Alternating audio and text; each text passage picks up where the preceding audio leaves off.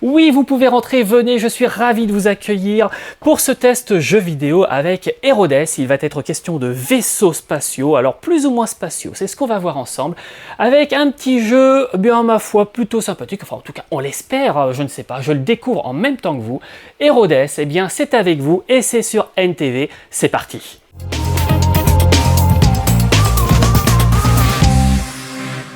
On se retrouve donc avec Herodes. Alors, Herodes, c'est un petit jeu voilà, que je découvre avec vous en même temps, c'est le but. C'est l'intérêt aussi de la chose, voilà, on va pouvoir découvrir des jeux ensemble. Et alors, déjà, c'est tout en anglais. Bon, j'espère que vous maîtrisez bien la langue de Shakespeare, hein. C'est pas forcément mon cas, donc c'est le petit point faible déjà. Et alors, on découvre, et alors on a un petit vaisseau, alors voilà, en appuyant sur la touche A, on tire, et hop, c'est parti. Alors c'est un shoot 'em up, on ne peut plus classique, hein. Le but, voilà, ça va être de dégommer tous les ennemis qui apparaissent à l'écran avec un défilement horizontal on ne peut plus classique, c'est-à-dire qu'en fait c'est l'écran qui bouge tranquillement de la gauche vers la droite. En revanche, on nous met directement dans le jeu et on ne nous explique strictement rien.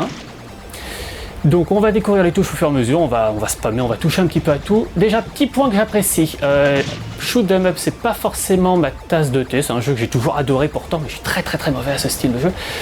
Et là, on constate qu'il n'est pas trop punitif, puisqu'en effet, j'ai été touché par des ennemis, et on voit tout en haut de l'écran une petite barre de vie qui diminue à chaque coup que je reçois, donc ça veut dire que je ne meurs pas immédiatement. Ça déjà, j'aime bien. Voilà, ça me permet comme ça de ne pas être trop stressé. Par contre, le fun, depuis le début, j'appuie sur le bouton A sans le lâcher. Et ça tire. Voilà. Alors, on peut évidemment changer le sens de la visée. Bon, ça c'est plutôt classique sur ce genre de jeu. Boum, allez les ennemis. Il ne me reste plus qu'une vie, on va essayer d'aller un petit peu plus loin. Alors le speech, je me suis quand même renseigné un petit peu avant, parce que c'est vrai que là le jeu vous balance directement dans l'histoire et débrouillez-vous avec.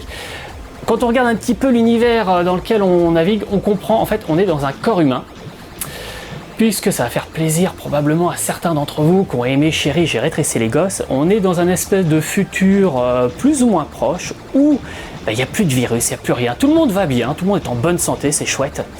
Et puis du jour au lendemain, un virus apparaît, on n'arrive pas à le battre celui-là. La seule solution que les chercheurs ont trouvée, c'est de créer un vaisseau. Et avec une technologie qui nous permet de rétrécir, on va s'introduire dans le corps des patients et on va aller défourailler les ennemis, qui sont donc les méchants virus. Alors vu ce que je suis en train de mettre là visiblement dans le corps du patient, je ne suis pas sûr qu'il s'en sorte parfaitement en bonne santé, mais on va essayer quand même. Donc c'est pour ça qu'on a cette espèce de décor un petit peu bizarre, très rouge, parce qu'évidemment on suppose qu'on est dans des vaisseaux sanguins, avec des trucs qui coulent un petit peu de partout. Ah, ça y est, un boss de niveau, on va essayer de pas trop être ridicule. Et bah si, voilà, et boum, plus de vie. Qu'est-ce qui se passe? Game over, voilà, bah c'est pas grave, on va recommencer, parce que je voulais vous montrer quelque chose, c'est principalement, alors, on peut toucher n'importe quel bouton, c'est aimable. Ça fait plaisir de le savoir. Alors voilà, on nous réexplique qu'on est dans un corps humain et que ma mission, ça va être donc de battre les fameux virus.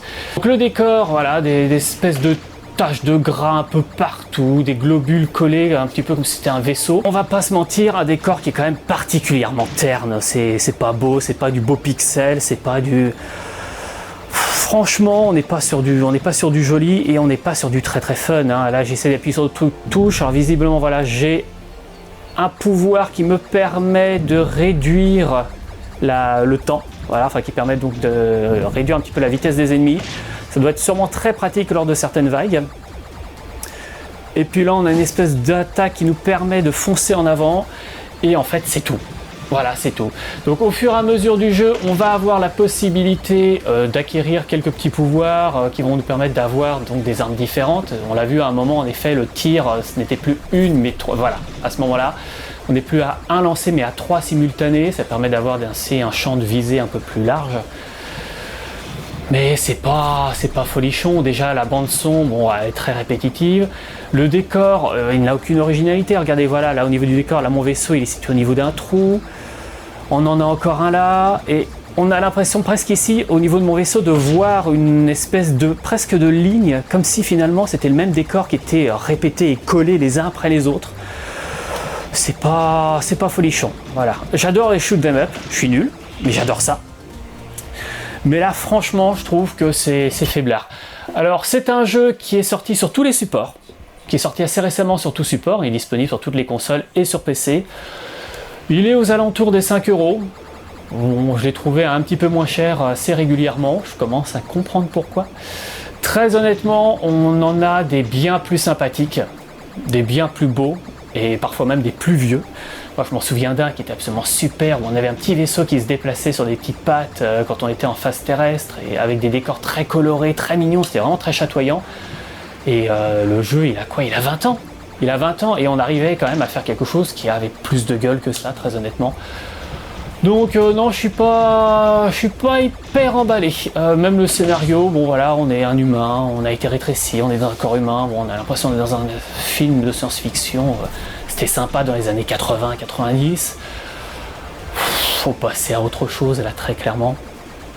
Donc là non, je vais essayer de vous amener jusqu'au boss. Je ne vous garantis rien. Vous avez constaté que c'était pas... Et quand on regarde la barre de vie, je pense que je vais pas faire long feu. Et il y a plein d'indications concernant... Voilà, ben boum. Il y a plein d'indications sur l'écran concernant mon vaisseau, mais finalement on me l'explique pas. Je sais pas. Je sais pas à quoi ça correspond. Donc très sincèrement, je pense que je vais repartir avec mon petit vaisseau Star Wars. Voilà, c'était quand même un peu plus sympathique. Parce que là, Herodes, non, j'ai du mal à vous le conseiller. Soit vous êtes un gros féru de shoot 'em up, et dans ce cas-là, bah, il faut le faire parce que ça fait partie de la collection. Si vous êtes à la recherche d'un shoot 'em up, sincèrement, il y en a des bien mieux que je peux vous conseiller sans difficulté et qui sont pourtant bien plus vieux que ça. Donc voilà, c'était pas le test de l'année, c'est pas mon gros coup de cœur, c'est même pas joli en fait. Donc franchement, pour 5 €, vous pouvez même avoir un petit peu mieux ailleurs. Donc j'ai envie de vous dire... on se revoit très vite pour un autre test qui, je l'espère, sera bien plus sympathique pour vous et pour moi. Salut!